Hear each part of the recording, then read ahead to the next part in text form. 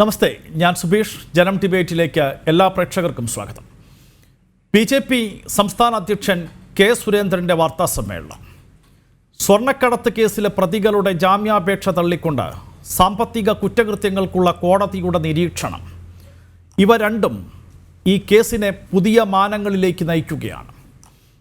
വിദേശയാത്രയിൽ മുഖ്യമന്ത്രിയുടെ ഔദ്യോഗിക സംഘത്തിനൊപ്പം സ്വപ്ന പോയത് എന്തിന് എന്ന് ചോദിക്കുന്നു കെ സുരേന്ദ്രൻ. മന്ത്രി ജലീലിൻ്റെ വകുപ്പിലേക്ക് വന്നത് മതഗ്രന്ഥങ്ങളല്ല, സ്വർണ്ണക്കട്ടികൾ തന്നെയെന്ന് ആവർത്തിക്കുന്നു കെ സുരേന്ദ്രൻ. രാജ്യദ്രോഹ കുറ്റം നടത്തിയെന്ന സംശയത്തിൻ്റെ നിഴലിലുള്ള മന്ത്രി സ്വാതന്ത്ര്യദിനാഘോഷത്തിൽ ദേശീയ പതാക ഉയർത്തുന്നത് ഉചിതമോ എന്ന ചോദ്യം കൂടി ഉന്നയിക്കുന്നു BJPയുടെ സംസ്ഥാന അധ്യക്ഷൻ. ഇനി കോടതിയുടെ നിരീക്ഷണങ്ങളിലേക്ക്. അധികാരത്തിൻ്റെ ഇടനാഴിയിലെ സ്വപ്നയുടെ സ്വാധീനം പ്രകടമെന്ന് ഇന്ന് കോടതി. സ്ത്രീ എന്ന പരിഗണന സ്വപ്ന അർഹിക്കുന്നില്ല. രാജിവെച്ചതിന് ശേഷവും കോൺസുലേറ്റ് ഉദ്യോഗസ്ഥരെ സ്വപ്ന സഹായിച്ചു എന്നും കൊച്ചിയിലെ സാമ്പത്തിക കുറ്റകൃത്യങ്ങൾക്കുള്ള പ്രത്യേക കോടതി ഇന്ന് കണ്ടെത്തി. അങ്ങനെയെങ്കിൽ നാം ഇതിനകം അറിഞ്ഞതിനേക്കാൾ ആഴവും പരപ്പുമേറെയാണ് സ്വർണ്ണ കള്ളക്കടത്ത് കേസിന്. ഇനി അറിയാനുള്ളത് മുഖ്യമന്ത്രിക്കും മന്ത്രി KT ജലീലിനും സ്വപ്നയുമായി മറ്റു പ്രതികളുമായി എന്ത് ബന്ധം, ഏത് രീതിയിൽ ബന്ധം എന്നാണ്. മന്ത്രി KT ജലീലിന് വന്നത് മതഗ്രന്ഥമോ സ്വർണ്ണക്കട്ടിയോ എന്നാണ്. അന്വേഷണം നിർണായക ഘട്ടത്തിലേക്ക് നീങ്ങുമ്പോൾ ആരൊക്കെ കുടുങ്ങും, ആരുടെയൊക്കെ മുഖം മൂടി അഴിഞ്ഞു വീഴും. എടപ്പാളിലേക്ക് കൊണ്ടുപോയത് റംസാൻ കിറ്റെന്നും അതല്ല മതഗ്രന്ഥമെന്നും തിരുത്തി പറഞ്ഞ ജലീൽ ഇനി എന്തെല്ലാം തിരുത്തേണ്ടി വരും? സ്വപ്നയെന്നും സ്വർണമെന്നും കേൾക്കുമ്പോൾ കുരുപൊട്ടുന്ന മുഖ്യമന്ത്രി 6 മണിയുടെ പതിവ് സന്ധ്യാവന്തനത്തിൽ ഇനി എന്ത് പറഞ്ഞ് പിടിച്ചു നിൽക്കും? ജനം ഡിബേറ്റ് ആരംഭിക്കുകയാണ്. BJP വക്താവ് അഡ്വക്കേറ്റ് B ഗോപാലകൃഷ്ണൻ, കോൺഗ്രസിൽ നിന്ന് അഡ്വക്കേറ്റ് PM നിയാസ്, ഇടത് രാഷ്ട്രീയ നിരീക്ഷകൻ ശ്രീ റജി ലൂക്കോസ് എന്നിവർ ഈ 1.5 മിനിറ്റ് ദൈർഘ്യമുള്ള ഡിബേറ്റിൽ പങ്കെടുക്കുന്നു. ആദ്യം ഞാൻ റജി ലൂക്കോസിലേക്ക് പോവുകയാണ്. ശ്രീ റജി ലൂക്കോസ്, മറ്റന്നാൾ സ്വാതന്ത്ര്യദിനാഘോഷമാണ്. ഓരോ ജില്ലയിലും ഓരോ മന്ത്രിമാർക്കായിരിക്കും സ്വാതന്ത്ര്യദിനാഘോഷത്തിൽ ദേശീയ പതാക ഉയർത്തുന്നതിൻ്റെ ചുമതല. മന്ത്രി KT ജലീലിനും സ്വാഭാവികമായി ഏതെങ്കിലും ഒരു ജില്ലയുടെ ചുമതല ഉണ്ടായിരിക്കാം. ഇവിടെ മന്ത്രി KT ജലീൽ ഈ സ്വർണ്ണക്കടത്ത് കേസുമായി ബന്ധപ്പെട്ട വിവാദങ്ങളിലേക്ക് അകപ്പെടുന്നത് ഈ റംസാൻ കിറ്റ് വിതരണവുമായി ബന്ധപ്പെട്ടാണ്. അത് വന്നത് ആദ്യം ഭക്ഷ്യക്കിറ്റുകൾ ആണ് എന്ന് മന്ത്രി KT ജലീൽ പറയുന്നു. പിന്നീട് അങ്ങനെ ഭക്ഷ്യക്കിറ്റുകൾ UAE കോൺസുലേറ്റ് വഴി ഇവിടേക്ക് വിതരണം ചെയ്യാൻ വകുപ്പില്ല എന്നറിയുമ്പോൾ മന്ത്രി KT ജലീൽ അത് തിരുത്തുന്നു. ഭക്ഷ്യക്കിറ്റുകൾ അല്ല, ഖുറാനാണ് എന്ന്. ഖുറാനാകട്ടെ, ബൈബിളാകട്ടെ, ഭഗവത്ഗീതയാകട്ടെ, അങ്ങനെ ഒരു മതഗ്രന്ഥം ഇപ്രകാരം ഒരു ഡിപ്ലോമാറ്റിക് റൂൾസിൻ്റെ അടിസ്ഥാനത്തിൽ കൊണ്ടുവരാൻ യാതൊരു വകുപ്പുമില്ല. അങ്ങനെയാണ് മന്ത്രി KT ജലീലിൻ്റെ ഈ പ്രസ്താവനകൾ സംശയകരമായി തോന്നുന്നത്. നയതന്ത്രജ്ഞർ അടക്കം ആർക്കും ഡിപ്ലോമാറ്റിക് റൂൾസിൻ്റെ പേരിൽ മതഗ്രന്ഥങ്ങൾ കൊണ്ടുവരാൻ അനുവാദമില്ല, അനുമതിയില്ല എന്നിരിക്കെ ഈ മതഗ്രന്ഥങ്ങൾ എന്തിനു കൊണ്ടുവന്നു, ആർക്ക് വിതരണം ചെയ്യാൻ കൊണ്ടുവന്നു, അവ മതഗ്രന്ഥങ്ങൾ തന്നെയാണോ എന്ന അന്വേഷണമാണ് ഇപ്പോൾ നടക്കുന്നത്. അതിനിടയിലാണ് ഇന്ന് BJP സംസ്ഥാന അധ്യക്ഷൻ കെ സുരേന്ദ്രൻ അത് സ്വർണ്ണക്കട്ടികൾ തന്നെയാണ് എന്ന ആരോപണം ഉന്നയിക്കുന്നത്. കെ സുരേന്ദ്രൻ കഴിഞ്ഞ ദിവസവും വാർത്താ സമ്മേളനം നടത്തി ഈ ആരോപണം ഉന്നയിച്ചിരുന്നു. ഇന്ന് അത് അദ്ദേഹം ആവർത്തിക്കുന്നു. ഒരു പടി കൂടി കടന്ന് സ്വാതന്ത്ര്യദിനാഘോഷത്തിൽ ദേശീയ പതാക ഉയർത്താൻ, കാരണം മതഗ്രന്ഥങ്ങളല്ല സ്വർണ്ണക്കട്ടികളാണ് കൊണ്ടുവന്നത് എങ്കിൽ വിഷയം വളരെ ഗൗരവമുള്ള ഒന്നാണ്. രാജ്യദ്രോഹ കുറ്റം ചുമത്താവുന്ന ഒന്നാക്കി അത് ഉൾപ്പെട്ടേക്കാം. അങ്ങനെയാണെങ്കിൽ ദേശീയ പതാക ഉയർത്തുന്നതിൽ നിന്നും അതല്ലെങ്കിൽ സ്വാതന്ത്ര്യ ദിനാഘോഷ ചടങ്ങിൽ നിന്നും മന്ത്രി KT ജലീലിനെ മാറ്റി നിർത്തണം എന്ന ആവശ്യം കൂടി ഇന്ന് കെ സുരേന്ദ്രൻ ഉന്നയിച്ചിരിക്കുന്നു.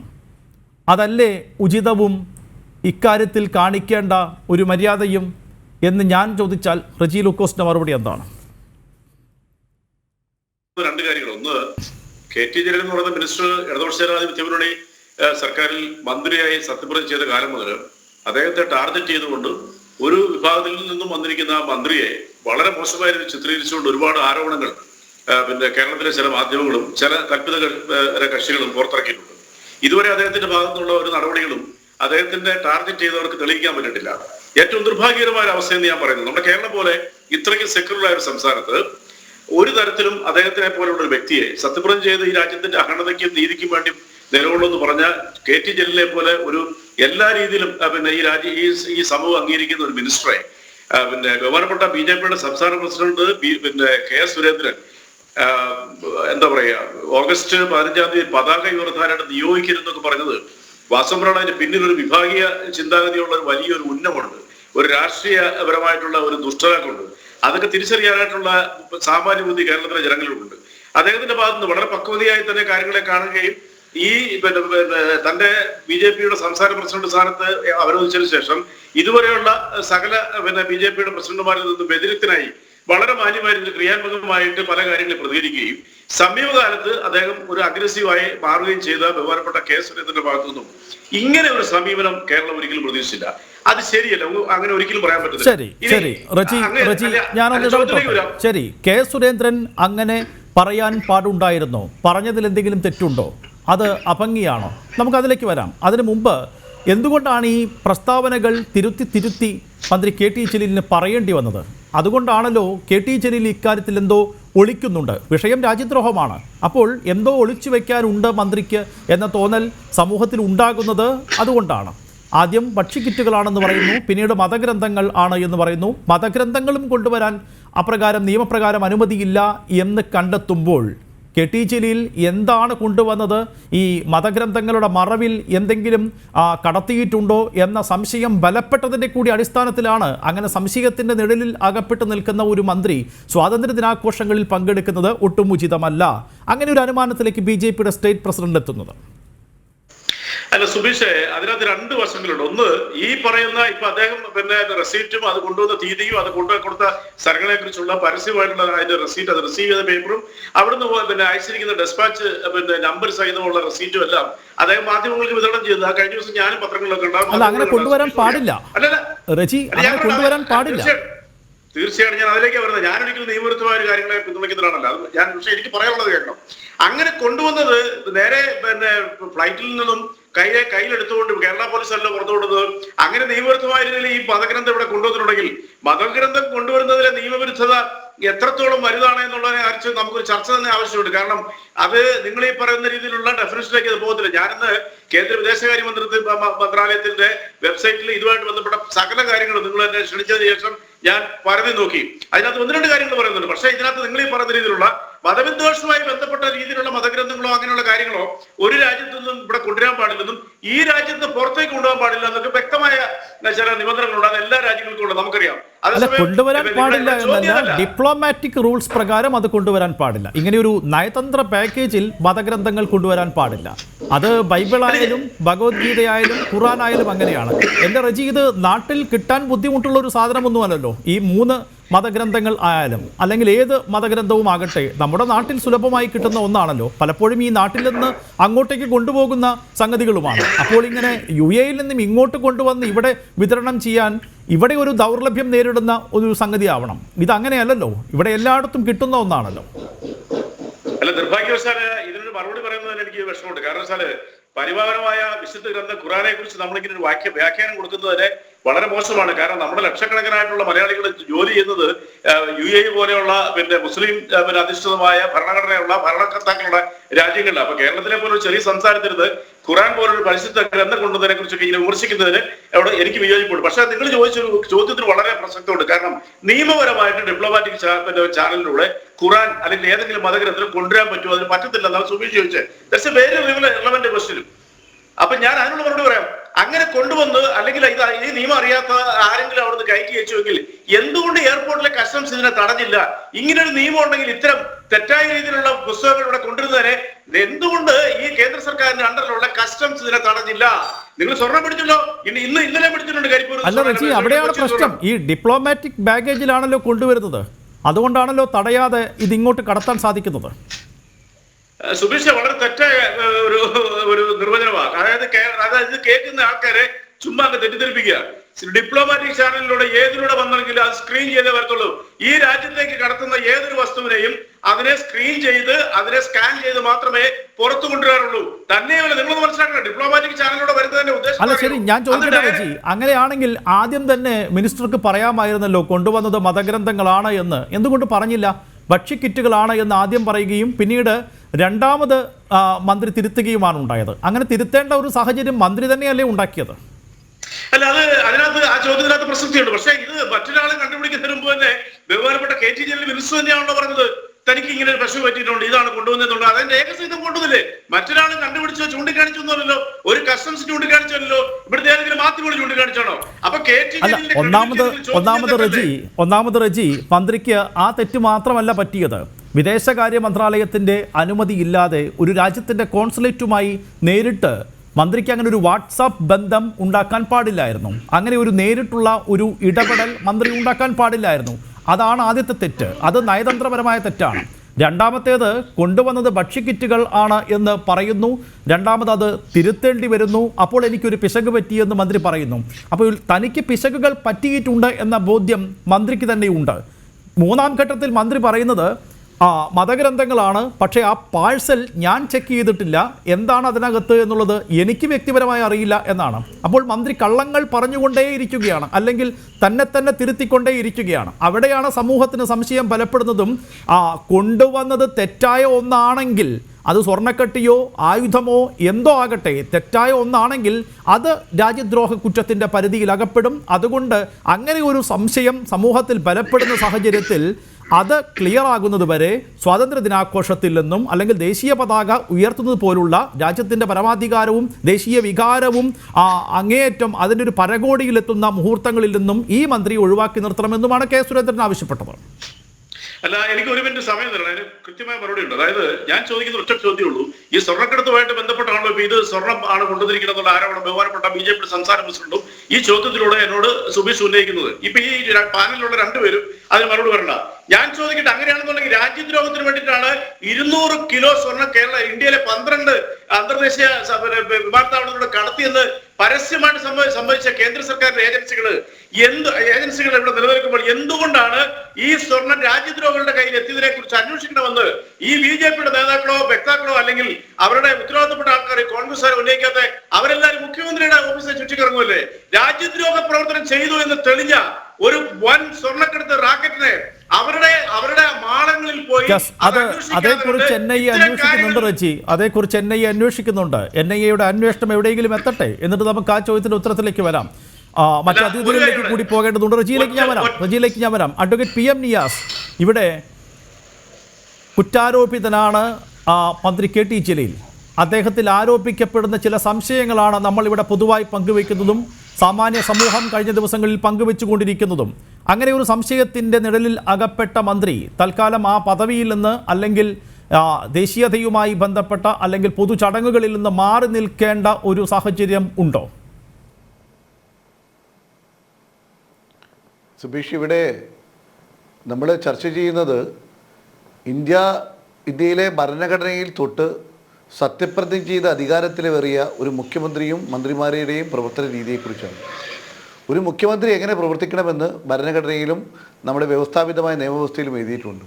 ഒരു മന്ത്രി എങ്ങനെയെല്ലാം പ്രവർത്തിക്കണം, എങ്ങനെയെല്ലാം പ്രവർത്തിക്കാൻ പാടില്ല, ഒരു രാജ്യത്തിൻ്റെ അഖണ്ഡത കാത്തുസൂക്ഷിക്കുന്നതിന്, രാജ്യത്തിൻ്റെ ഭരണഘടനയിൽ ഉൾക്കൊള്ളുന്ന രീതിയിൽ വിദേശ രാജ്യങ്ങളുമായി ഇടപെടുന്നതിന്, വിദേശ കോൺസുലേറ്റുമായി ബന്ധപ്പെടുന്നതിന്, വിദേശ രാജ്യങ്ങളിൽ നിന്ന്, അത് കോൺസുലേറ്റിൽ നിന്നാവട്ടെ വ്യക്തികളിൽ നിന്നാവട്ടെ മറ്റ് ആന്തരമായ ബന്ധങ്ങളുള്ള സ്ഥലങ്ങളിലാവട്ടെ, അവരിൽ നിന്ന് സമ്മാനങ്ങൾ വാങ്ങുന്നതിന്, അവരിൽ നിന്ന് പണക്കിറ്റ് വാങ്ങുന്നതിന്, അവരിൽ നിന്നുള്ള ഈ പുസ്തകങ്ങളോ അല്ലെങ്കിൽ മതഗ്രന്ഥമോ അല്ലെങ്കിൽ കിറ്റുകളോ വാങ്ങണമെങ്കിൽ അതിന് വ്യവസ്ഥാപിതമായ മാർഗമുണ്ട്. അതൊരു ഭരണഘടനയിലെ ഇപ്പോൾ റജി ലൂക്കോസ് ഇവിടെ പറയുന്നത് അതെല്ലാം കസ്റ്റംസ് നോക്കണമല്ല. ഭരണഘടനയിൽ തൊട്ട് സത്യപ്രതിജ്ഞ ചെയ്തൊരു മന്ത്രി അത്തരത്തിലുള്ളൊരു സമ്മാനം വാങ്ങുമ്പോൾ, അത്തരത്തിലുള്ളൊരു ഗിഫ്റ്റ് വാങ്ങുമ്പോൾ, അത്തരത്തിലുള്ളൊരു കൗൺസിലിൽ നിന്ന് വിദേശ രാജ്യത്തിൽ നിന്ന് അങ്ങനെ ഒരു കാര്യങ്ങൾ ഏറ്റുവാങ്ങണമെങ്കിൽ അത് പ്രോട്ടോകോൾ പ്രകാരം ബന്ധപ്പെട്ട കസ്റ്റംസിൽ നിന്നും ഇന്ത്യ ഗവൺമെൻറ്റിൽ നിന്നും ഒക്കെ അത് അനുമതി വാങ്ങിയേ മതിയാവൂ. ഇവിടെ നമ്മൾ ആലോചിക്കേണ്ടത് ഇവിടെ രണ്ട് കാര്യങ്ങളാണ്. ഒന്ന്, ഇപ്പോൾ റജി വളരെ കൂളായിട്ട് പറയുന്നത് 200 കിലോ സ്വർണം വന്നില്ലേ, അതെന്താ കുഴപ്പം, അത് അവരിലേക്ക് പരിശോധിക്കണമെന്ന്. ഇവിടെ അതല്ല. സാധാരണ രീതിയിൽ ഒരുപാട് ഇന്നും കള്ളക്കടത്ത് പിടിച്ചിട്ടുണ്ട്, സ്വർണ്ണക്കള്ളക്കടത്ത് ഉണ്ടാവും, സ്വർണ്ണക്കള്ളക്കടത്ത് അതല്ല ഇവിടുത്തെ പ്രശ്നം.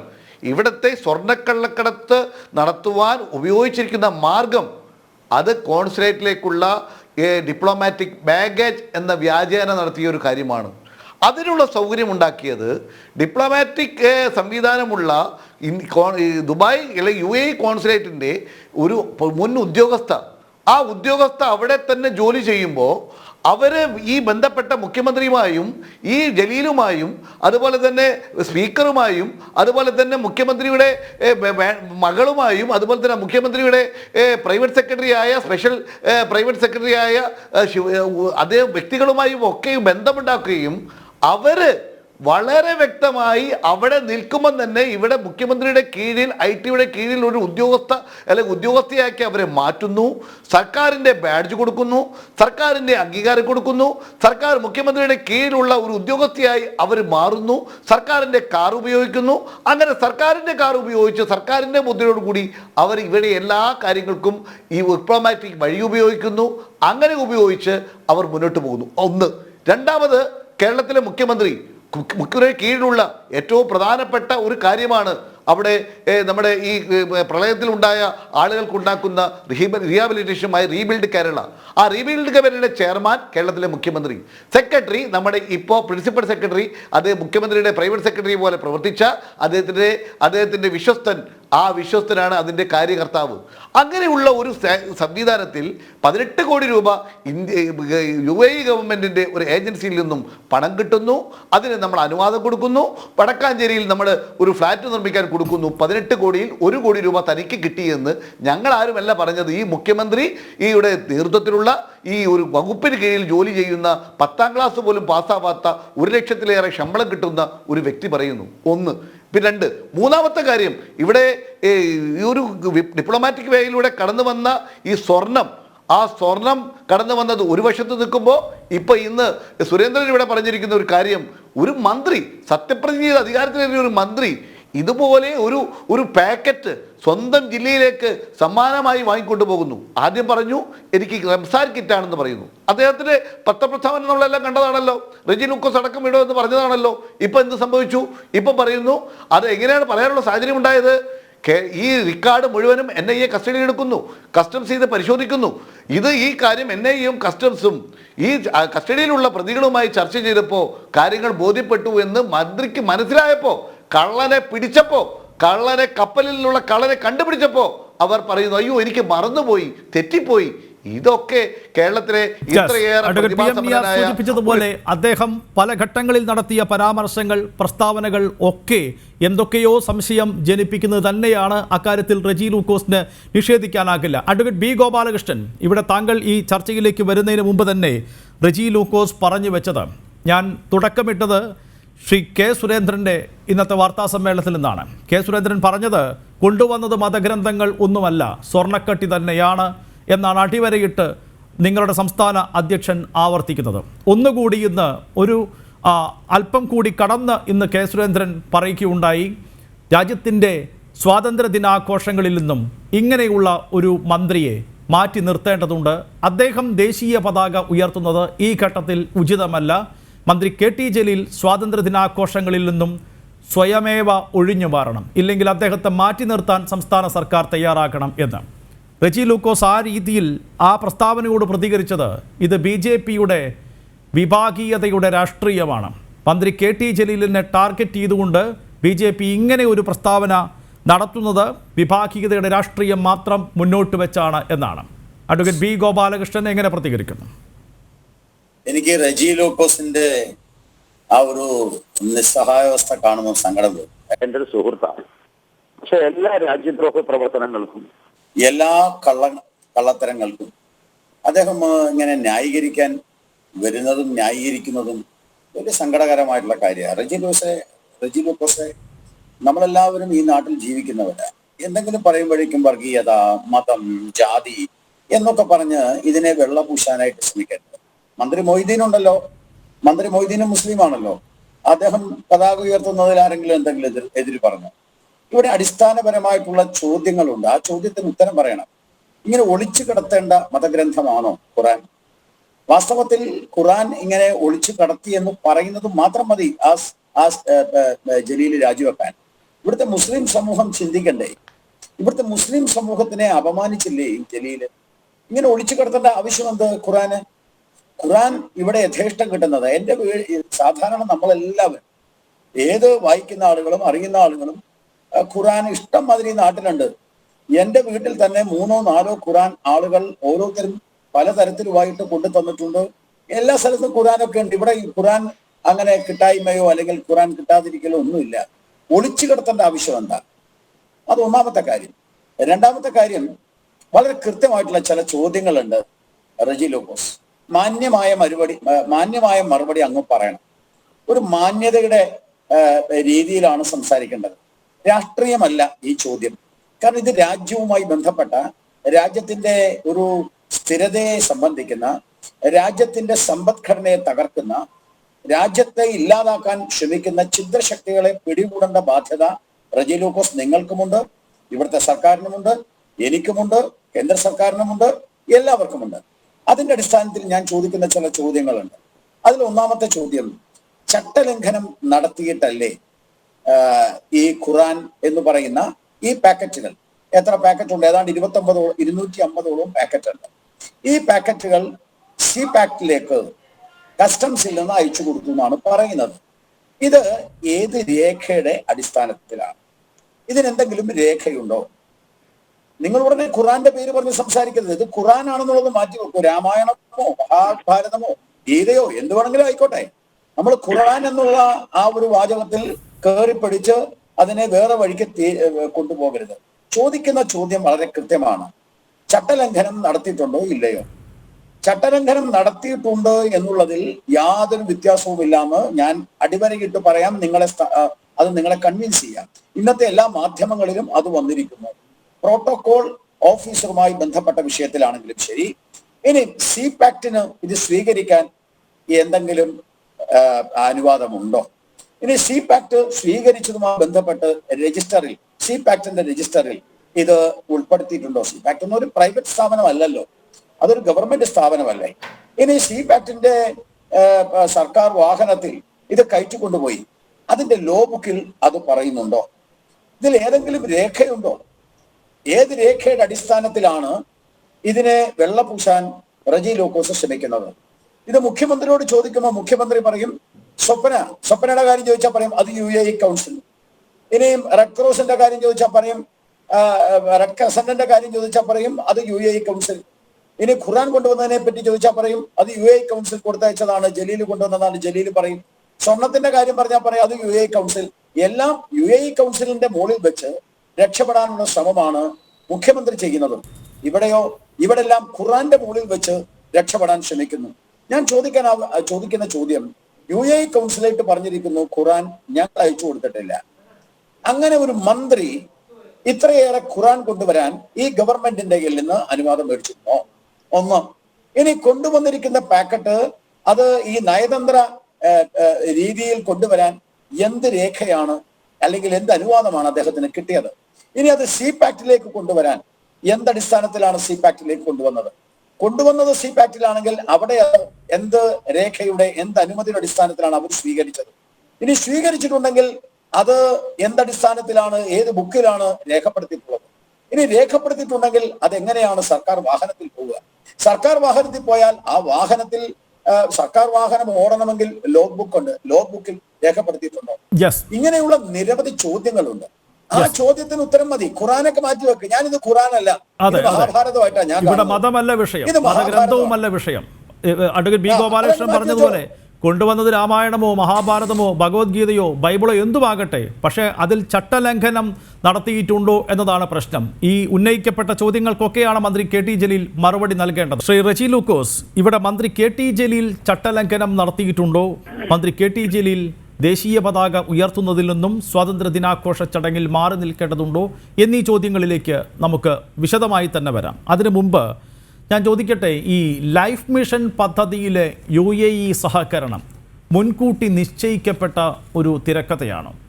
എങ്ങനെയാണ് സംസ്ഥാന സർക്കാരിൻ്റെ ഒരു പദ്ധതിയിൽ UAE കോൺസുലേറ്റിലെ മുൻ ഉദ്യോഗസ്ഥയായ സ്വപ്ന സുരേഷിന് ഇടപെടാൻ സാധിക്കുന്നതും സ്വപ്ന സുരേഷ് നിർദ്ദേശിക്കുന്ന ഒരു കമ്പനിക്ക്, ഒരു നിർമ്മാണ കമ്പനിക്ക്, അതായത് കൊച്ചിയിലെ യൂണിടാക് എന്ന് പറയുന്ന കമ്പനിക്ക് ആ കോൺട്രാക്റ്റ് നൽകാൻ സാധിക്കുന്നതും.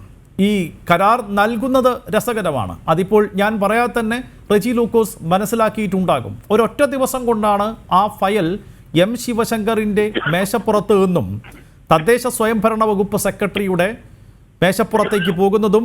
റെജി ലൂക്കോസ് ശ്രദ്ധിക്കണം, ഈ കരാറിൻ്റെ കരട് കൂടി ഈ കുറിപ്പിനോടൊപ്പം വെച്ചിട്ടാണ് എം ശിവശങ്കർ ഈ ഫയൽ അങ്ങോട്ട് വിടുന്നത്. ഈ കുറിപ്പിൻ്റെ കണ്ടന്റ് എന്ന് പറയുന്നത് UAE രാജകുടുംബാംഗം ഇങ്ങോട്ട് വന്ന് ഈ കരാർ സൈൻ ചെയ്യാൻ പോവുകയാണ്. അത്രയും അടിയന്തര പ്രാധാന്യമുള്ള ഒരു കരാർ ആണ് ഇത്, ഫയൽ ആണ് ഇത്. അതുകൊണ്ട് തന്നെ ഒറ്റ ദിവസം കൊണ്ട് നിയമവകുപ്പിൻ്റെ പരിശോധന കൂടി പൂർത്തിയാക്കി ഈ ഫയൽ എനിക്ക് തിരിച്ചു നൽകണം എന്നാണ് മുഖ്യമന്ത്രിയുടെ പ്രിൻസിപ്പൽ സെക്രട്ടറി തദ്ദേശ സ്വയംഭരണ വകുപ്പിൻ്റെ ചീഫ് സെക്രട്ടറിക്ക് നൽകുന്ന നിർദ്ദേശം. തദ്ദേശ സ്വയംഭരണ വകുപ്പിൻ്റെ ചീഫ് സെക്രട്ടറി അത് അപ്പോൾ തന്നെ നിയമവകുപ്പിന് കൈമാറുകയും 1-2 മണിക്കൂറിനകം, ഓർക്കണം, നിയമവകുപ്പിൻ്റെ പരിശോധന എന്ന് പറയുന്നത് നമുക്കറിയാം ദീർഘമായ ഒരു പ്രക്രിയയാണ്. അത്തരത്തിൽ ഉള്ള ഒരു പ്രോസസ്സും അവിടെ നടക്കുന്നില്ല. 1-2 മണിക്കൂറിനകം പരിശോധന പൂർത്തിയാക്കി എന്ന് പറഞ്ഞുകൊണ്ട് നിയമവകുപ്പ് ഈ ഫയൽ, അതായത് കരാർ തിരിച്ച് തദ്ദേശ സ്വയംഭരണ വകുപ്പിൻ്റെ ചീഫ് സെക്രട്ടറിക്ക് കൈമാറുകയും അന്ന് രാവിലെ താൻ കൊടുത്തുവിട്ട ഫയൽ ഉച്ചതിരിഞ്ഞ് 3 മണിക്ക് തന്നെ എം ശിവശങ്കറിൻ്റെ മേശപ്പുറത്തേക്ക് വീണ്ടും എത്തുകയാണ്. എന്തിനു വേണ്ടിയാണ് എം ശിവശങ്കർ ഇത്രയും തിടുക്കം ആ ഫയലിന് മീതെ കാണിച്ചത്? അതൊന്നാമത്തെ ചോദ്യം. രണ്ടാമത്തേത്, നിയമവകുപ്പ് നിർദ്ദേശിച്ച മാറ്റങ്ങൾ അല്ലെങ്കിൽ നിയമവകുപ്പ് അംഗീകരിച്ച കരാറിൽ മാറ്റങ്ങൾ വരുത്തിയാണ് ഈ കരാർ പിന്നീട് യൂണിടാക് കമ്പനിക്ക് കൈമാറിയത് എന്ന് പറയുന്നു. അക്കാര്യത്തിൽ എനിക്ക് ഉറപ്പില്ല എന്ത് മാറ്റങ്ങൾ ആണ് എന്ന്. പക്ഷേ മാറ്റങ്ങൾ വരുത്തിയിരിക്കാൻ സാധ്യതയുണ്ട്. അതുകൊണ്ടാണല്ലോ യൂണിടാക് കമ്പനിയുടെ ഉടമ ഈ സന്തോഷ് ഈപ്പൻ എന്ന് പറയുന്ന കക്ഷി 1 കോടി രൂപ സ്വപ്നയ്ക്ക് ഈ കരാർ തനിക്ക് കിട്ടാൻ വേണ്ടി താൻ സ്വപ്ന സുരേഷിന് 1 കോടി രൂപ കമ്മീഷൻ കിട്ടിയെന്ന് അറിയിച്ചത്. ഈ 1 കോടി രൂപ താൻ കമ്മീഷൻ വാങ്ങിയെന്ന് സ്വപ്ന സുരേഷ് സമ്മതിച്ചത്. ഈ 1 കോടി രൂപ സ്വപ്ന സുരേഷിന് ലോക്കറിൽ നിന്നും NIA സംഘം കണ്ടെത്തിയത്. അപ്പോൾ എങ്ങനെയാണ് സംസ്ഥാന സർക്കാരിൻ്റെ വളരെ ഒരു ഡ്രീം പ്രൊജക്റ്റ് എന്ന് വിശേഷിപ്പിക്കുന്ന ലൈഫ് മിഷൻ പദ്ധതിയിൽ UAE കോൺസുലേറ്റിലെ ഒരു ഉദ്യോഗസ്ഥയ്ക്ക് അല്ലെങ്കിൽ ഒരു മുൻ ഉദ്യോഗസ്ഥയ്ക്ക് ഇടപെടാൻ സാധിക്കുന്നത്? മുഖ്യമന്ത്രിയുടെ പ്രിൻസിപ്പൽ സെക്രട്ടറിയെ ഉപയോഗിച്ചുകൊണ്ട് തനിക്കിഷ്ടപ്പെട്ട ഒരു നിർമ്മാണ കമ്പനിക്ക് കരാർ കൊടുക്കാൻ സാധിക്കുന്നത്? സുബീഷ്, അത് വളരെ വിശദമായിട്ട് തന്നെ പറഞ്ഞു പറയാം. എങ്കിലും ചുരുങ്ങിയ സമയത്തിനുള്ളിൽ പറയാൻ ഞാൻ ശ്രമിക്കുകയും ചെയ്യാം. സത്യസന്ധമായിട്ട് പറയാവുന്നത് കേരളത്തിലെ കോൺഗ്രസിന്റെ നേതാക്കൾക്കും കേരളത്തിലെ പ്രതിപക്ഷ നേതാവ് ഉൾപ്പെടെയുള്ളവർക്കും എന്തോ ഒരു കാറ്റുവീഴ്ച സംഭവിച്ചിട്ടുണ്ട്. അതായത് ആവനാഴിയിൽ അവശേഷിക്കുന്ന അമ്പുകളും പോലും ശൂന്യതയിലേക്ക് പോയി കഴിയുമ്പോൾ ഒന്നും ഏശാതെ വരുമ്പോഴത്തേക്കും, അതായത് വളരെ ദയനീയമായിട്ട് പരാജയപ്പെടുമ്പോൾ സത്യം പറയുന്ന സമനില തെറ്റി ഒരിക്കലും ആരോപണം ഉന്നയിക്കാൻ പാടില്ലാത്തൊരു സന്നദ്ധ സംഘടനയെ പോലും ആരോപണം ഉന്നയിച്ചുകൊണ്ട് ആ നാട്ടിലെ ഭരണകർത്താക്കളെ, അവിടുത്തെ സംഘടനകളെയും അവിടുത്തെ മലയാളി സമൂഹത്തെയും കേരളത്തിനെ പോലും അപമാനിക്കുന്ന രീതിയിലുള്ള ഒരു ആരോപണമാണ്, ഒരു ദുരാചാര ആരോപണം. അല്ല, അത് ഡൈവേർട്ട് ചെയ്ത് വിടുകയാണ്. അത് റെജി ലൂക്കോസ് ഈ വിഷയത്തെ ഡൈവേർട്ട് ചെയ്യുകയാണ്. ഇവിടെ ആ രാജ്യമോ അല്ലെങ്കിൽ ആ രാജ്യത്ത് പ്രവർത്തിക്കുന്ന ഒരു സന്നദ്ധ സംഘടനയോ ഒന്നുമല്ല കുറ്റക്കാർ. അവരുടെ പേരിൽ സ്വപ്ന സുരേഷ് നടത്തിയ തട്ടിപ്പാണ്. ഇവിടെ റെഡ് ക്രസന്റ് എന്ന് പറയുന്ന സന്നദ്ധ സംഘടനയെ ഇടപെടുത്തുന്നത് സ്വപ്ന സുരേഷാണ്. റെഡ് ക്രസന്റ് ആണ് ഈ യൂണിടാക് കമ്പനിയെ നിർമ്മാണ കരാർ ഏൽപ്പിക്കുന്നത്. അപ്പോൾ ഈ യൂണിടാക് കമ്പനിക്ക് കൊടുക്കുന്ന കരാറിലാണ് എം ശിവശങ്കറിന്റെ ഇടപെടൽ ഉണ്ടാകുന്നത്. അങ്ങനെയാണ് ഈ കരാർ യൂണിടാക് കമ്പനിയിലേക്ക് പോകുന്നത്. അവരിൽ നിന്നാണ് സ്വപ്ന സുരേഷ് കമ്മീഷൻ അടിച്ചു മാറ്റുന്നത്. ഈ റെഡ് ക്രസന്റ് എന്തെങ്കിലും അപരാധം ചെയ്തു അല്ലെങ്കിൽ തട്ടിപ്പ് നടത്തിയെന്ന് ഞാൻ പറഞ്ഞില്ല. സുബീഷ്, നമ്മൾ 3 പേരും 4 പേരേ ഉള്ളൂ. അല്ലെങ്കിൽ 4 പേരും പരസ്പരം ബഹുമാനിക്കുകയും സ്നേഹിക്കുകയും ചെയ്യുന്ന ഡിബേറ്റിൽ പങ്കെടുക്കുന്നവർ. അതുകൊണ്ട് എനിക്കൊരല്പം പറഞ്ഞു പൂർത്തീകരിക്കാൻ സമയം തരും. അല്ല, റെജി പറയുമ്പോൾ കോൺഗ്രസിന്റെ കാറ്റുവീഴ്ച അവിടെ നിൽക്കട്ടെ, നമ്മുടെ വിഷയം അതല്ല. അല്ല, കോൺഗ്രസിന്റെ വ്യക്തമായിട്ടുള്ള BJPയുടെ വ്യക്തമായിട്ടാണ് ഞാൻ ഏറ്റവും ഇഷ്ടപ്പെടുന്ന നിയാസ് ക ഇവിടെ സംസാരിച്ചു തുടങ്ങിയത്. കാരണം BJPയുടെ പിന്നെ സംസ്ഥാന പ്രസിഡന്റിന് വെള്ളം പൂച്ചിക്കൊണ്ട് പരസ്യമായിട്ട്, അതാണ് ഞങ്ങൾ പറയുന്നത്. നിങ്ങൾ ഏതെങ്കിലും ഒരാളെ വിളിച്ചാൽ മതി. ഒന്നുമില്ല BJPക്കാരനെ വിളിക്കുക, അല്ലെങ്കിൽ കോൺഗ്രസിന്റെ ആളിനെ വിളിക്കുക. രണ്ടുപേരും സംസാരിക്കും. ഇല്ല, അതിലേക്ക് ഇവരുടെ പറയാൻ സമ്മതിക്കത്തില്ലോ. ഇവരൊക്കെ പറഞ്ഞ ഈ ചർച്ച ഡൈവേർട്ട് ചെയ്താലാ പ്രിയപ്പെട്ട നിയാസ് കായാണ് ഈ ലൈഫ് മിഷൻ പദ്ധതിയായിട്ട് വന്നത്. ഈ നിയാസ് ക ലൈഫ് മിഷൻ പദ്ധതിയായിട്ട് കുറിച്ചുള്ള സംസാരം തന്നെ 10 വോട്ടുകളുടെ നഷ്ടപ്പെടും കേരളത്തിലെ എല്ലാ വാർഡിലും. ഞാനൊന്ന് പറഞ്ഞു ഞാൻ ഏറ്റവും കൂടുതൽ ഇഷ്ടമുള്ള ഒരാളാണ് റെജി. നമ്മൾ പറയുന്നത് പ്ലീസ് റെജി പറയുന്നത് നമ്മൾ ഒരിക്കലും റെജിയെ നമ്മൾ പറയുന്നത് നമ്മൾ വിഷയവുമായി ബന്ധപ്പെട്ട് അത് സുരേന്ദ്രൻ പറഞ്ഞതാണെങ്കിലും അത് മറ്റൊരാൾ പറഞ്ഞാലും വിഷയത്തെ സംബന്ധിച്ച് അദ്ദേഹം പറഞ്ഞ കാര്യങ്ങൾ ശരിയാണെങ്കിൽ ശരിയാണെന്ന് പറയുന്ന ഒരു മാന്യത അത് നമ്മൾ കാണിച്ചു എന്നേ ഉള്ളൂ. നമുക്ക് വിഷയത്തിലേക്ക് വരാം. എങ്ങനെയാണ് സർക്കാരിന്റെ ഒരു പദ്ധതിയിൽ ഇടപെട്ടുകൊണ്ട് ഒരു വ്യക്തിക്ക് 1 കോടി രൂപ കമ്മീഷൻ അടിച്ചു മാറ്റാവുന്ന ഒരു സാഹചര്യം ഉണ്ടായത് എങ്ങനെയാണ്? ഞാൻ വളരെ വസ്തുതപരമായ കാര്യങ്ങളിലേക്ക് കിടക്കാൻ ശ്രമിച്ചപ്പോഴേ നിയാസ് ഖാൻ ഇടപെട്ടു. കാരണം അബദ്ധം പറ്റിപ്പോ ഇനിയിപ്പോ എന്നെ ശല്യം ചെയ്തുകൊണ്ടിരിക്കും. എന്തായാലും ശല്യം ചെയ്താലും പറയാനുള്ള ഞാൻ പറയും. എന്നെ സമയം അനുവദിച്ചു. പൊതുവെ ജനന്റെയും ഞങ്ങൾക്ക് ടൈം അനുവദിക്കാറുണ്ട്, ഇടയ്ക്ക് ഇടപെടാറുണ്ടെങ്കിലും ഞാൻ പറഞ്ഞു വരുന്നത് നിങ്ങൾ മനസ്സിലാക്കുക. ഈ റെഡ് ക്രസന്റ് എന്ന് പറയുന്ന സംഘടന UAE-ലെ റെഡ് ക്രോസുമായിട്ട് ബന്ധപ്പെട്ടിരിക്കുന്ന ഒരു സംഘടനയാണ്. ഈ സംഘടനയെ ഈ പറയുന്ന 140 വീടുകൾ പണിത് കേരള സർക്കാരിന് ഹാൻഡ് ഓവർ ചെയ്യാനായിട്ട് ഇതിനു വേണ്ടിയിട്ട് ഇടപെട്ടത് ഈ സ്വപ്നം പോലെ. നിങ്ങൾ ചുമ്മാ ഇത്ര ഈ സ്വപ്നയെ പോലെയൊക്കെ ഇതുപോലെ ഒരു പ്രസ്ഥാനമായിട്ടൊക്കെ ബന്ധിപ്പിക്കുന്നത് ലജ്ജാകരമാ. നിങ്ങളെ ജനം വിലയിരുത്തും. അത് ബഹുമാനായ കേരളത്തിൽ പല രീതിയിലും പല സ്ഥലങ്ങളിൽ കൈത്താങ് നൽകിക്കൊണ്ടിരിക്കുന്ന MA യൂസഫലിയാണ് അവരെ പ്രേരിപ്പിച്ചത്. അവരുമായിട്ട് ഇവിടെ വന്ന് സർക്കാരുമായിട്ടുള്ള എഗ്രിമെന്റ് ഇടപെടരുത്. എന്താണെന്ന് നിങ്ങൾക്കറിയോ? അതായത് സർക്കാർ സ്ഥലം ചൂണ്ടിക്കാണിക്കുക, ഞങ്ങളുടെ ചെലവിൽ ഞങ്ങൾ നേരിട്ട് പണിത് പണി പൂർത്തീകരിച്ചു കഴിഞ്ഞപ്പോൾ നിങ്ങൾക്ക് അത് ഹാൻഡ് ഓവർ ചെയ്യാൻ നിങ്ങൾക്ക് ഇഷ്ടമുള്ളവർ സർക്കാർ ഇഷ്ടമുള്ളവർ സാധുക്കൾക്ക് അത് കൈമാറുക എന്നാണത്. ഞാൻ ചോദിക്കട്ടെ, സംഭാവന തരാൻ വരുന്ന ഒരു വലിയ കൈസഹായം ചെയ്യാൻ വരുന്ന ലോകം അവർ ഇവിടെ മാത്രമല്ല ആഫ്രിക്കൻ കൺട്രീസിലൊക്കെ ഇതുപോലെ സേവനങ്ങൾ ചെയ്യുന്നുണ്ട്. അത് വേണമെന്നുണ്ടെങ്കിൽ ഈ റെഡ് ക്രസന്റ് UAE എന്ന് പറഞ്ഞ് അടിച്ചിട്ടുണ്ടെങ്കിൽ ആ വെബ്സൈറ്റിൽ കാണാം. എനിക്ക് തോന്നുന്നത് കണ്ടിട്ടുണ്ടായിരിക്കുന്നത് എനിക്ക് തോന്നുന്നത്. ആ പ്രസ്ഥാനം എന്തിനാണ് കൈക്കൂലി കൊടുക്കുന്നത്, കമ്മീഷൻ കൊടുക്കുന്നത്? ഇതെന്തൊരു ആരോപണം. അതാ ഞാൻ പറഞ്ഞത്. റെജി കാര്യങ്ങൾ മനസ്സിലാക്കാതെയാണ് സംസാരിക്കുന്നത്. റെഡ് ക്രസന്റിൽ നിന്നല്ല കമ്മീഷൻ വാങ്ങുന്നത് സ്വപ്ന സുരേഷ്, അത് ഈ യൂണിടാക് എന്ന് പറയുന്ന കമ്പനിയിൽ നിന്നാണ്. ഇതിന്റെ നിർമ്മാണ കരാർ പോകുന്നത് യൂണിടാക് എന്ന് പറയുന്ന കമ്പനിയിലേക്കാണ്. അങ്ങനെ തങ്ങൾക്ക് കരാർ കിട്ടിയതിന്റെ പാരിതോഷികമായാണ് സ്വപ്ന സുരേഷിന് 1 കോടി രൂപ നൽകിയത് എന്ന് സന്തോഷ് ഈപ്പൻ പറയുന്നു. സന്തോഷ് ഈപ്പൻ പറഞ്ഞതായി മൊഴി രേഖപ്പെടുത്തിയിരിക്കുന്നു NIA. 1 കോടി രൂപ കമ്മീഷൻ തനിക്ക് കിട്ടിയെന്ന വിവരം സ്വപ്ന സുരേഷ് NIAയുടെ അടുത്ത് പറയുന്നു. NIA ആ മൊഴി രേഖപ്പെടുത്തിയിരിക്കുന്നു. ഈ 1 കോടി രൂപ ലോക്കറിൽ കണ്ടെത്തിയിരിക്കുന്നു. പിന്നെ എന്താണ് റജിക്ക് സംശയം? ഇവിടെ റെഡ് ക്രസന്റ് അല്ല കമ്മീഷൻ കൊടുക്കുന്നത്, യൂണിടാക് എന്ന് പറയുന്ന കമ്പനിയാണ്. അല്ല, NIAയുടെ അന്വേഷണങ്ങൾ വരെ ആ സമയത്ത് തന്നെ അന്വേഷണങ്ങൾ അതിന്റെ പുരോഗതിയെ കുറിച്ചൊക്കെ ചാനലിൽ ഇരുന്ന് വാരി അടിക്കുന്നതാണ്. ഇവരെ പോലുള്ളവര് ഇതല്ല ഇതിലപ്പുറം പറഞ്ഞാൽ ശരി. ഞാൻ പറയാം, നിങ്ങൾ പറഞ്ഞ കറക്റ്റാണ്. നമ്മൾ പോയിന്റിലേക്ക് വരാം. ഇപ്പോൾ സർക്കാരിന്റെ പല പദ്ധതികളുടെ ഞാൻ പറയട്ടെ എനിക്ക് വ്യക്തിപരമായി റജി നമ്മളിങ്ങനെ ഒരു 4-5 വർഷമായില്ല ഇങ്ങനെ ചർച്ച നടത്താൻ തുടങ്ങിയിട്ട് പരസ്പരം. എനിക്ക് വ്യക്തിപരമായിട്ട് റജിയെ കുറിച്ച് അറിയാം. റജി പല സർക്കാർ പദ്ധതികളുടെയും ഇടനിലക്കാരനായി പ്രവർത്തിച്ചിട്ടുണ്ട്. അതിൽ റജി കമ്മീഷൻ വാങ്ങിയോ ഇല്ലയോ എന്ന് എനിക്കറിയില്ല. പക്ഷേ പല വിദേശ ഏജൻസികളെയും മുഖ്യമന്ത്രിയുമായി റജി ലൂക്കോസ് ബന്ധപ്പെടുത്തി കൊടുത്തിട്ടുണ്ട്. അതെനിക്ക് വ്യക്തിപരമായിട്ട് അറിയാവുന്ന കാര്യമാണ്. അങ്ങനെ ഇപ്പോൾ മുഖ്യമന്ത്രിയെക്കുറിച്ച് പറയുകയാണെങ്കിൽ റജി എപ്പോഴും പറയാറുള്ളത് വിജയേട്ടൻ എന്നാണ്. മുഖ്യമന്ത്രിയുടെ പിണറായി വിജയൻ്റെ വീട്ടിലെ അടുക്കളയിൽ വരെ പോകാൻ സ്വാതന്ത്ര്യമുള്ള ആളാണ് റജി ലൂക്കോസ്. അതും എനിക്കറിയാം. പക്ഷേ ആ സ്വാതന്ത്ര്യം വെച്ചുകൊണ്ട് റജി ലൂക്കോസ് മുഖ്യമന്ത്രി അറിയാതെ ഒരു ഉപകരാറിൽ ഏർപ്പെടുകയും അവരിൽ നിന്ന് കമ്മീഷൻ വാങ്ങുകയും ചെയ്തുവെങ്കിൽ അത് തെറ്റാണ്. ഇവിടെ റെഡ് ക്രസന്റ് അല്ല കുറ്റക്കാർ. റെഡ് ക്രസന്റിൽ നിന്നും ഈ യൂണിടാക് എന്ന് പറയുന്ന കമ്പനിക്ക് കോൺട്രാക്ട് വാങ്ങിക്കൊടുക്കുന്നത് സ്വപ്ന സുരേഷാണ്. അതൊരുപക്ഷെ മുഖ്യമന്ത്രി അറിഞ്ഞിട്ടുണ്ടാകില്ല, ഒരുപക്ഷെ M ശിവശങ്കർ പോലും അറിഞ്ഞു കാണില്ല. കാരണം പാതിരാക്കി കുടിച്ച കള്ളിൻ്റെ ഒരു ലഹരിപ്പുറത്ത് M ശിവശങ്കർ ഏറ്റിട്ടുണ്ടാകും, അതൊക്കെ നാളെ ഞാൻ ശരിയാക്കിക്കോളാം സ്വപ്നയെന്ന്. അങ്ങനെ ആയിരിക്കാം ചിലപ്പോൾ ഒരുപക്ഷെ ആ കരാർ അത്രയും പെട്ടെന്ന് യൂണിടാക് കമ്പനിയിലേക്ക് എത്തുന്നത്. ഇങ്ങനെയാണ് കാര്യങ്ങൾ സംഭവിച്ചത്. അപ്പോൾ സർക്കാരിൻ്റെ ഒരു വലിയ പദ്ധതിയെ അട്ടിമറിക്കാൻ പോലും ഈ സ്വപ്ന സുരേഷിന് സാധിക്കുന്നു. അതാണ് പ്രശ്നം രജി. സുബിഷ് എന്നെ കൊണ്ട് പറയിപ്പിക്കാനെന്ന് ഉറപ്പിച്ചിരിക്കുകയാണ്. സുബിഷ്, ഞാൻ പല വിദേശ രാജ്യങ്ങളിൽ യാത്ര ചെയ്യാറുണ്ട് എന്റെ സുഹൃത്തുക്കളായിട്ട് ബന്ധപ്പെട്ട്. അതെല്ലാം ഓപ്പണാ. ഞാൻ ഫേസ്ബുക്കിൽ ഇടാറുണ്ട്. സുബിഷ് തന്നെയാണ് വിദേശയാത്രയെ കുറിച്ച് എത്ര ചർച്ചകളിൽ പറഞ്ഞിട്ടുണ്ട്. ആ നാട്ടിലെ കാണുമ്പോൾ ഈ നാട്ടിൽ അവിടുത്തെ ചില വികസന പ്രവർത്തന പദ്ധതികളും അപ്ഡേഷൻ ആയിട്ടുള്ള മോഡേൺ രീതികൾ കാണുമ്പോൾ നമ്മളും കൊതിക്കും നമ്മുടെ നാട്ടിൽ ഇത് വരണമെന്ന്.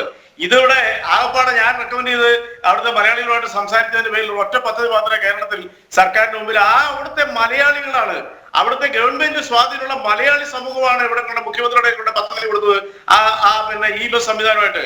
എനിക്ക് ഞാൻ അവരെ പ്രേരിപ്പിച്ചു. നമ്മുടെ നാട്ടിൽ കേന്ദ്ര ഗവൺമെന്റ് പോളിസിയാണ്, നിങ്ങൾ ഇതുകൊണ്ട് കൊടുക്കുക, നല്ലൊരു സംഭവം വരട്ടെ.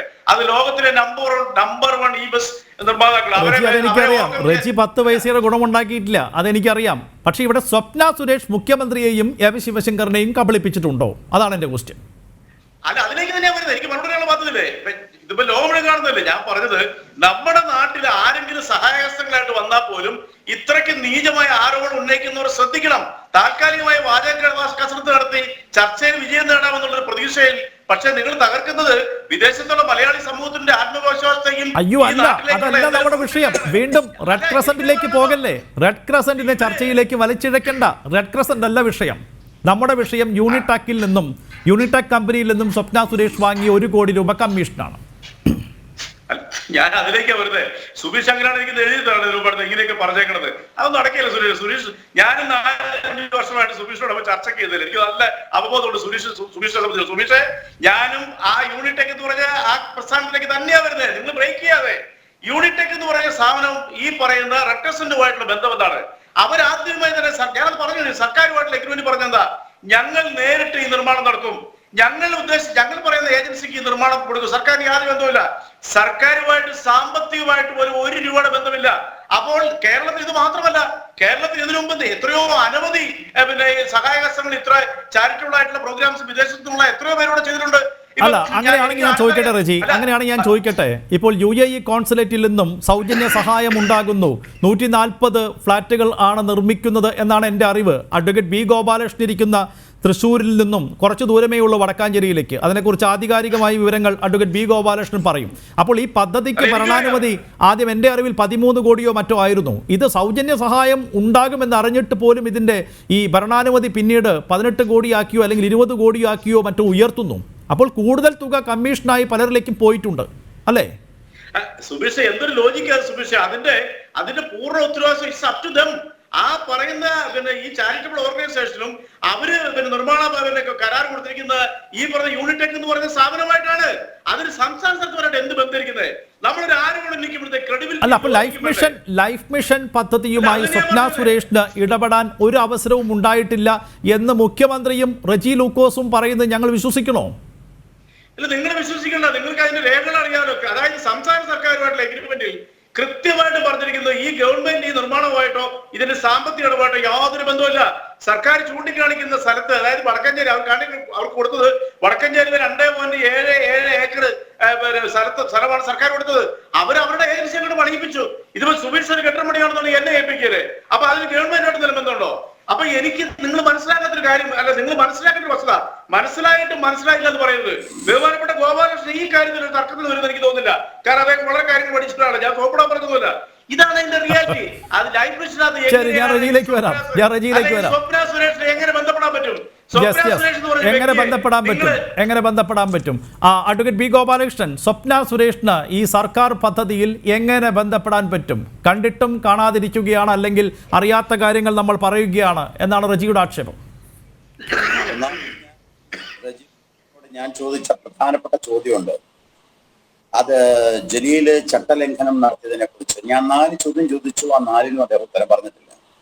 ഇപ്പൊ പറയുന്നത് ലൈഫിലേക്ക് അദ്ദേഹം കയറി. ഇനി ജലീലിന്റെ കാര്യം പറഞ്ഞാൽ അപ്പൊ ഖുറാനെ കൊണ്ടുവരും. ലൈഫ് പദ്ധതിയുടെ വിഷയം പറഞ്ഞാൽ ഉടനെ പറയും പാവപ്പെട്ടവർക്ക് കൊടുക്കുന്ന വീടാണ്. സർ, ഞങ്ങളുടെയും പ്രശ്നം അത് തന്നെയാണ്. പാവപ്പെട്ടവർക്ക് വേണ്ടി, ഈ നാട്ടിൽ ഭൂമിയില്ലാത്തവർക്ക് വേണ്ടി ബഹുമാനപ്പെട്ട പ്രധാനമന്ത്രി നരേന്ദ്രമോദിജിയുടെ ഇന്ത്യയിൽ 2022 ആവുമ്പോൾ ഇന്ത്യയിലുള്ള എല്ലാവർക്കും വീടുണ്ടാവണം എന്ന സങ്കല്പത്തിന്റെ അടിസ്ഥാനത്തിലുള്ള പ്രധാനമന്ത്രി ആവാസ് യോജന പദ്ധതിയെ നിങ്ങൾ പേര് മാറ്റി ലൈഫാക്കി. അതെന്തെങ്കിലും ആയിക്കോട്ടെ, പാവപ്പെട്ട ആളുകൾക്ക് വീട് കിട്ടേണ്ട കാര്യം തന്നെയാണ് ഞങ്ങളുടെ ഈ വിഷയം. അതുമായി ബന്ധപ്പെട്ട ഒരു കരാർ ഉണ്ടാക്കിയത് ആരാണ്? ബഹുമാനപ്പെട്ട മുഖ്യമന്ത്രി. ഒരു കരാറ്, ആ കരാറ് ജൂലൈ മാസം 10, 11 2 ദിവസത്തിനുള്ളിൽ നിയമവകുപ്പിനെ വരെ വരുതിയിൽ നിർത്തിക്കൊണ്ട് 2 ദിവസത്തിനുള്ളിൽ കരാറൊക്കെ ശരിയാക്കി വന്നു. അവിടെ വരെ നമ്മൾ സമ്മതിക്കുന്നു. പക്ഷെ അവിടുന്ന് റെഡ് ക്രസന്റ് ഈ കാര്യം ഏറ്റെടുക്കുന്നു. റെഡ് ക്രസന്റുമായി ബന്ധപ്പെട്ടിട്ട് റെഡ് ക്രസന്റ് നേരിട്ട് പോയിട്ട് ഒരു പരിപാടി നടത്തുകയല്ല റെജി ചെയ്തിട്ടുള്ളത്. റെഡ് ക്രസന്റ് ലൈഫ് പദ്ധതിയുടെ ഭാഗമായിട്ടാണ് ഈ നിർമ്മാണ പ്രവർത്തനം നടത്തുന്നത്. നമ്പർ 1, ലൈഫ് പദ്ധതിയുടെ ഭാഗമായിട്ടാണ് എന്നുള്ളതിന്റെ തെളിവ് എന്താണെന്ന് വെച്ചാൽ അവിടെ വെച്ചിരിക്കുന്ന വടക്കാഞ്ചേരിയില് ഞാൻ ആ സ്ഥലത്ത് പോയതാണ്. ആ സ്ഥലത്ത് ഇതൊക്കെ എഴുതി വെച്ചിട്ടുണ്ട് കൃത്യമായിട്ട്. ഇനി ആ ലൈഫ് പദ്ധതിയുടെ ഭാഗമായിട്ട് ഇത് റെഡ് ക്രസന്റിന്റെ അടുത്ത് ഈ യൂണിടാക് എന്ന് പറയുന്ന കമ്പനി ഉണ്ടല്ലോ, ഈ കുന്നുംകുളത്തെ തരികിട കമ്പനിയാണ്. ലോകത്തുള്ള എല്ലാ സാധനത്തിനും ഡ്യൂപ്ലിക്കേറ്റ് ഉണ്ടാക്കുന്ന ആളുകളാണ് കുന്നുംകുളത്ത് അല്ലെ ചില ആളുകൾ എന്ന് പറയാറുണ്ട്. ഈ ഒരു ഒന്നാം തരം തരികിട കമ്പനിയാണ് ഈ യൂണിടാക്. ഈ യൂണിടാക്കിന്റെ ആ ഈപ്പൻ എന്ന് പറയുന്ന സന്തോഷ് ഈപ്പൻ എന്ന് പറയുന്ന ആൾ ദുബായിൽ, ഇവിടെ ഇനി ഞാൻ ഒന്നും കൂടി വ്യക്തമായിട്ട് പറയാം, ഇതുമായി ബന്ധപ്പെട്ട ആൾ ഈ വടക്കാഞ്ചേരിയിൽ ടാക്സി ഓടിച്ച് നടന്നതാണ്. അല്ല, നിങ്ങൾ ഉദ്ദേശിക്കുന്ന ആളൊന്നും അല്ല. ടാക്സി ഓടിച്ചതിന് ശേഷം ഇയാള് ഒരു അവിചാരിതമായ സന്ദർഭത്തിൽ ഫോറിനിലേക്ക് പോയി, ദുബായിലേക്ക് പോയി. ഞാൻ അതിന്റെ ഫർദർ ഡീറ്റെയിൽസിലേക്കൊന്നും വരുന്നില്ല. അതിന്റെ കൂടുതൽ വിവരവും എല്ലാം എനിക്ക് അല്ല, ഒറ്റക്കാര്യം ബി ഗോപാലകൃഷ്ണൻ പറയണം. ഈ വടക്കാഞ്ചേരിയിൽ ടാക്സി ഓടിച്ച് നടന്നിരുന്ന കുന്നംകുളത്തെ തട്ടിക്കൂട്ട് കമ്പനിയായിരുന്ന യൂണിടാക്കിലേക്ക്, സന്തോഷ് ഈപ്പനിലേക്ക് ഈ കരാർ എത്തിച്ചേർന്നത് എങ്ങനെയാണ്? അത് ബി ഗോപാലകൃഷ്ണൻ അന്വേഷിച്ചിട്ടുണ്ടാകുമല്ലോ. അവിടെയുള്ള ശരത്ത് അതുമായി ബന്ധപ്പെട്ട ഇയാളും തമ്മിൽ ബന്ധമുണ്ട്. അങ്ങനെ സ്വപ്ന സുരേഷിനെ ബന്ധപ്പെടുത്തി. സ്വപ്ന സുരേഷ് കേരള സംസ്ഥാന ഗവൺമെന്റിന്റെ മുഖ്യമന്ത്രിയായിട്ടുള്ള, ഈ കേരളത്തിന്റെ മുഖ്യമന്ത്രിയായിട്ടുള്ള പിണറായി വിജയന്റെ പ്രിൻസിപ്പൽ സെക്രട്ടറി ശിവശങ്കരനുമായി ബന്ധപ്പെട്ടു. അങ്ങനെ ശിവശങ്കരൻ, ഇന്നത്തെ ഏറ്റവും ലേറ്റസ്റ്റ് ന്യൂസ് അതാണ് സാർ, ശിവശങ്കരൻ ഇടനിലക്കാരനായി നിന്നുകൊണ്ട് സ്വപ്ന സുരേഷും ശിവശങ്കരനും കൂടിയാണ് ഈ യൂണിടാക്കിനെ ഈ റെഡ് ക്രസന്റിന് കൊടുക്കുന്നത്. അങ്ങനെയാണെങ്കിൽ ശിവശങ്കരനും കമ്മീഷൻ കിട്ടിയിരിക്കണം. അല്ല, അതിപ്പോ ഇന്ന് വന്നിട്ടുണ്ടല്ലോ, ഇന്നത്തെ ഏറ്റവും ലേറ്റസ്റ്റ് വാർത്ത അതാണ്. അതായത് റെഡ് ക്രസന്റിന്റെ അടുത്ത് യൂണിടാക്കിനെ ബന്ധിപ്പിക്കുന്നത് ശിവശങ്കരനും സ്വപ്നയും കൂടി ചേർന്നിട്ടാണ്. അതുകൊണ്ടാണ് ശിവശങ്കരനും സ്വപ്നയ്ക്കും ഈ 1 കോടി രൂപ ബ്രൈബ് കൊടുത്തത്. അത് വളരെ കൃത്യമായി പറഞ്ഞിട്ടുണ്ടല്ലോ. ശിവശങ്കരൻ മുഖേനയാണ് ബന്ധപ്പെടുന്നത്. ശിവശങ്കരൻ എന്ന് പറഞ്ഞാൽ ആരാ? എനിക്കത് മാത്രം അറിഞ്ഞാൽ മതി. ശിവശങ്കരൻ ഗവൺമെന്റിന്റെ ഭാഗമാണോ അല്ലയോ? ആ ചോദ്യത്തിന് എന്റെ സുഹൃത്ത് റെജി ലൂക്കോസ് ഉത്തരം പറയൂ. ശിവശങ്കരൻ വഴി. അതുകൊണ്ടാണ് ശിവശങ്കരന്റെയും സ്വപ്നയുടെയും പേരിൽ ഈ പൈസ വന്നത്.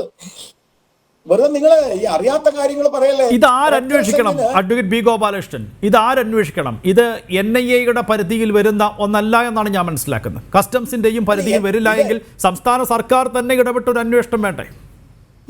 അതാണല്ലോ അടിസ്ഥാനപരമായ പ്രശ്നം. ഞാൻ ഏറ്റവും വലിയൊരു പ്രശ്നം എന്താ, സംസ്ഥാന സർക്കാർ ഒരു കൊള്ളരുതായ്മയും അന്വേഷിക്കുന്നില്ല. എന്താ കാരണം? കൊള്ളരുതായ്മയ്ക്ക് കൂട്ടുനിൽക്കുന്നവനാണ് ഈ മുഖ്യമന്ത്രി. കൊള്ളരുതായ്മ നടത്തുവാൻ അനുവദിക്കുന്നവരാണ് മുഖ്യമന്ത്രി. കൊള്ളരുതായ്മയുടെ മിച്ചഫലം, കൊള്ളരുതായ്മ ചെയ്യുമ്പോൾ കിട്ടുന്നതിന്റെ ശിഷ്ടഫലം, ആ ഫലം ഈ ഗവൺമെന്റിലെ പല ആളുകളും അനുഭവിക്കുന്നുണ്ട്. അതുകൊണ്ടാണല്ലോ. അല്ലെ ശിവശങ്കരനെ എന്തിനാണ് മുഖ്യമന്ത്രി താങ്ങുന്നത്? എന്തിനാണ് സ്വപ്നയെ എന്ന് നിങ്ങളൊരു കാര്യം ശ്രദ്ധിച്ചോ. കള്ളക്കടത്ത് കേസിലായാലും ശരി, ലൈഫ് പദ്ധതിയിലായാലും ശരി, ഇപ്പോ ജലീലിന്റെ ഖുറാൻ ഇതിലായാലും ശരി, ഈ കൾപ്രിറ്റ്സ് ആയിട്ടുള്ള അക്യൂസ്ഡ് പറയുന്നത് തന്നെയാണ് ഗവൺമെന്റിന്റെ വാദം. ഇങ്ങനെ വരിക? ഒരു ഗവൺമെന്റ് എന്ന് പറഞ്ഞാൽ ആ ഗവൺമെന്റിന് ഒരു സംസ്ഥാനത്തെ ജനങ്ങളോടൊരു ചുമതലയില്ലേ? ഞാൻ ചോദിക്കട്ടെ, ഈ ലൈഫ് പദ്ധതിയുമായി ബന്ധപ്പെട്ട് കോസ്റ്റ് ബോർഡിന് കൊടുത്തതല്ലേ? ആ കോസ്റ്റ് ബോർഡിന്റെ എന്തിനാ ഇതേ സ്ഥലത്ത് തന്നെ കോസ്റ്റ് ബോർഡ് പണിയാൻ വേണ്ടി തീരുമാനിച്ചതല്ലേ? കോസ്റ്റ് ബോർഡ് എന്ന് പറഞ്ഞാൽ ഗവൺമെന്റ് ഏജൻസി അല്ലേ? എന്തിനാ കോസ്റ്റ് ബോർഡിനെ മാറ്റിയിട്ട് ഇവരെ ഏൽപ്പിച്ചത്? അപ്പൊ പറയാം അതിനെ ഏൽപ്പിച്ചത് ഞങ്ങളില്ല. അങ്ങനെയാണെങ്കിൽ ഞാൻ ചോദിക്കാം, ഒരു ചോദ്യം കൂടി ചോദിക്കാം. ആരാ ഈ ഭൂമിയുടെ ഉടമസ്ഥാവകാശം? ആർക്കാ ഭൂമിയുടെ ഉടമസ്ഥാവകാശം? വടക്കാഞ്ചേരി മുനിസിപ്പാലിറ്റിക്ക്. വടക്കാഞ്ചേരി മുനിസിപ്പാലിറ്റിക്ക് ഇതുമായിട്ട് എന്തെങ്കിലും ബന്ധമുണ്ടോ? ഈ കരാറിലുണ്ടോ? ഈ കരാറുമായി ബന്ധപ്പെട്ടിട്ടുണ്ടോ? വടക്കാഞ്ചേരി മുനിസിപ്പാലിറ്റിയിൽ നിന്ന് ആരാണ് ഈ കെട്ടിടം പണിയാൻ വേണ്ടിയിട്ട് പെർമിറ്റ് എടുത്തിരിക്കുന്നത്? പെർമിറ്റ് എടുത്തിരിക്കുന്നത് യൂണിടാക്കാണോ? അല്ല, ലൈഫാണ്. അപ്പൊ ഉത്തരവാദിത്വം ആർക്കാ? ലൈഫ് എന്ന് പറയുന്നത് പ്രൈവറ്റ് ആണോ അതോ ഗവൺമെന്റ് ആണോ? ലൈഫ് എന്ന് പറയുന്നത് ഗവൺമെന്റ് പദ്ധതിയാ. പെർമിറ്റ് എടുത്തിരിക്കുന്നത് ലൈഫിനാ. അപ്പൊ പെർമിറ്റ് എടുത്തിട്ട് പണിയുന്ന ഒരു സ്ഥാപനത്തിൽ ഞങ്ങൾക്കൊന്നും അറിയില്ല, ഞങ്ങൾക്കറിയില്ല, അത് അവര് തമ്മിലാന്ന് പറയുന്നത് തട്ടിപ്പല്ലേ? ആ തട്ടിപ്പാണല്ലോ ഇപ്പൊ ജലീലിന്റെ കാര്യത്തിൽ നടക്കുന്നത്. അതുകൊണ്ട് ആദ്യം ജലീലിന്റെ കാര്യത്തിൽ ഞാൻ ചോദിച്ച എല്ലാ കാര്യത്തിനും മറുപടി പറയണം റജി ലൂക്കോസെ. രണ്ടാമത്തെ കാര്യം, ഈ ചോദിക്കുമ്പോ വിഷമം വിചാരിച്ച കാര്യമില്ല. എങ്ങനെയാണ് എസ്റ്റിമേറ്റ് തയ്യാറാക്കിയത്? പൊതുമരാമത്ത്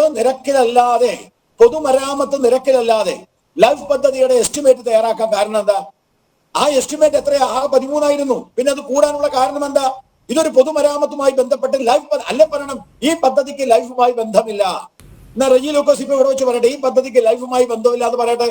എന്നാ പിന്നെ നമ്മൾ ഈ ചർച്ചയൊന്നും ഈ ആവശ്യമില്ല.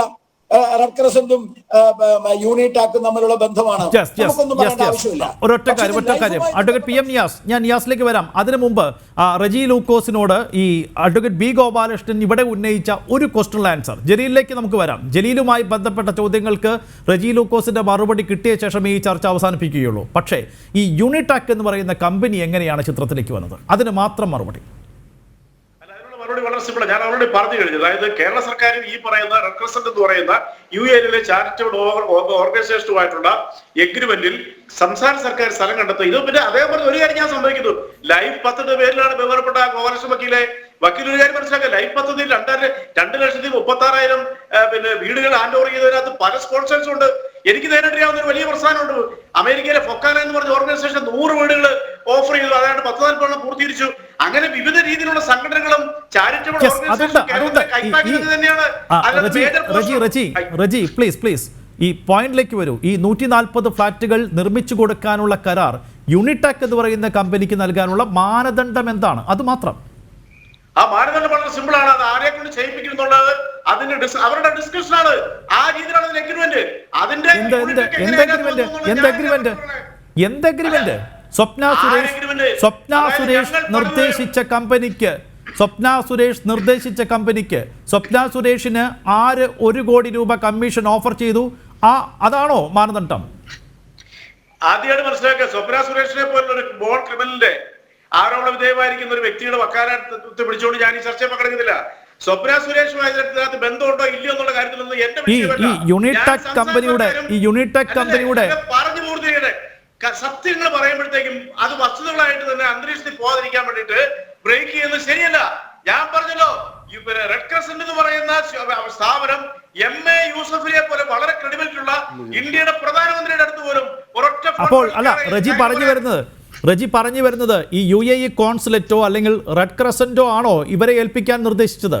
യൂണിടാക് കമ്പനി ഏൽപ്പിക്കാൻ നിർദ്ദേശിച്ചത് അവരാണ് എന്നാണോ റജി പറഞ്ഞു വരുന്നത്? അല്ല, UAE കോൺസുലേറ്റ് ആണെന്നുള്ള കാര്യത്തിൽ എനിക്ക് സംശയമുണ്ട്. അത് റെഡ് ക്രസന്റ് എന്ന് പറയുന്ന സ്ഥാപനത്തിന്റെ ഫുൾ അധികാര പരിധിയിൽ പെട്ടതാണ് ഇവിടെ ഇത് പണിയാന്നുള്ളത്. അല്ല, അങ്ങനെയാണെങ്കിൽ അങ്ങനെ സ്വപ്ന സുരേഷുമായി ബന്ധപ്പെട്ടവരല്ല യൂണിടാക് കമ്പനിയെ ഈ ചിത്രത്തിലേക്ക് കൊണ്ടുവരുന്നത് എങ്കിൽ സ്വപ്ന സുരേഷിന് എങ്ങനെയാണ് 1 കോടി രൂപ കമ്മീഷൻ കിട്ടുന്നത്? അല്ല സുബീഷേ, ഒരു വാചകം പറഞ്ഞ പൂത്തിരിക്കുക. എന്തായാലും നിങ്ങൾ തടസ്സപ്പെടുത്തുക. ഞാൻ ഇടയ്ക്ക് കയറാത്തതിന്റെ കാരണവശാല് അത് വേണ്ടെന്ന് വെച്ചിട്ട് ഞാൻ ചോദിക്കട്ടെ.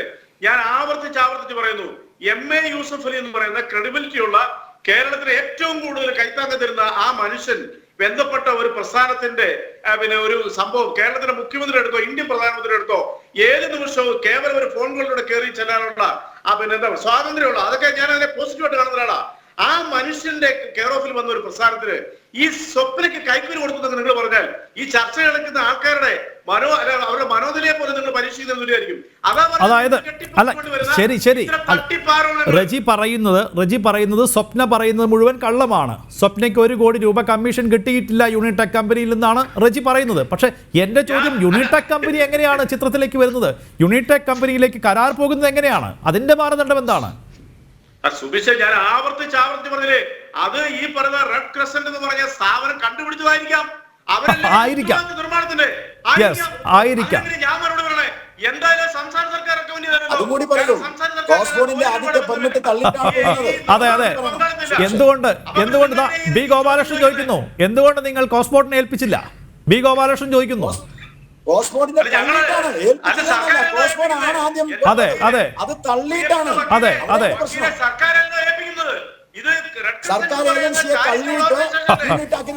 എന്റെ റജി 140 ഫ്ളാറ്റുകളാണ് നിർമ്മിക്കുന്നത്, പാവങ്ങൾക്ക് വേണ്ടിയാണ്, സമ്മതിക്കുന്നു. അപ്പോൾ സർക്കാർ ഏജൻസി അത് നിർമ്മിച്ച് നൽകാമെന്ന് പറയുന്നു.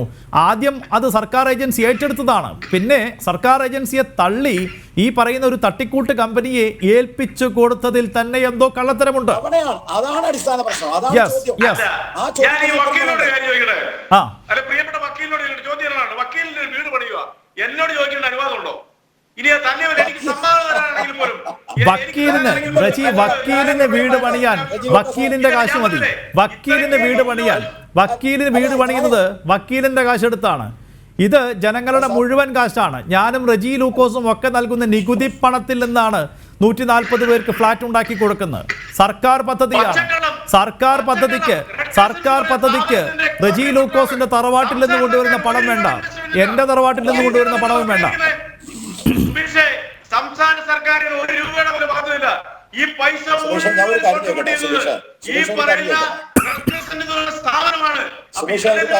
അല്ല, അങ്ങനെയാണെങ്കിൽ ശരി, അത് സമ്മതിക്കുന്നു. അങ്ങനെയാണെങ്കിൽ സർക്കാർ ഏജൻസി അത് പണിത് കൊടുത്തോട്ടെ റെജി. എന്തിനാണ് മറ്റൊരു തട്ടിക്കൂട്ട് കമ്പനി ഏൽപ്പിക്കുന്നത്? അല്ല സുബീഷ്, എന്തൊരു ലോജിക് ഇല്ലാത്ത ചോദ്യം. അവരുമായിട്ടുള്ള എഗ്രിമെന്റിൽ, സംസ്ഥാന സർക്കാർ ചെയ്ത എഗ്രിമെന്റിൽ മുഖ്യമന്ത്രി അത് സ്പെസിഫൈ ചെയ്ത് മിനിഞ്ഞാത്ത പത്രസമ്മേളനത്തിൽ രേഖകൾ സഹിതം ഹാജരാക്കി.